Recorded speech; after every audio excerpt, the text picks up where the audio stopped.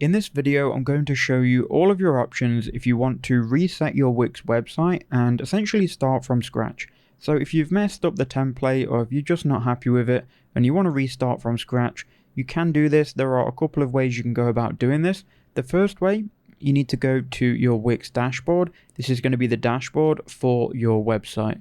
So if you go to settings here in the bottom left hand corner, it will then obviously take you into your settings, and then from here if you scroll down you'll find website settings. If you go ahead and click on that, you can essentially unpublish your website. So that could be step one, just get it offline completely. But if you scroll all the way down, you can go to restore versions. If you click on that, it's going to show you all of the previous versions that you can back up from.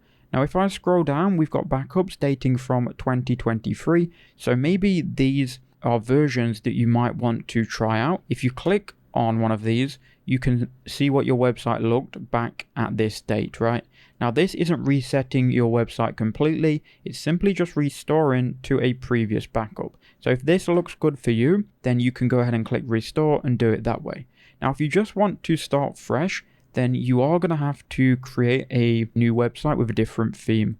Now what I would do in this case is keep your website open, and you're going to have to copy all of the text and the media that you've uploaded to this website. So to create a new website, you will go to your dashboard, you'd then click on Wix in the top left hand corner, and from here we can create a brand new website. Now go create a new site, and essentially you're going to have to start from fresh and create a new website and choose a theme.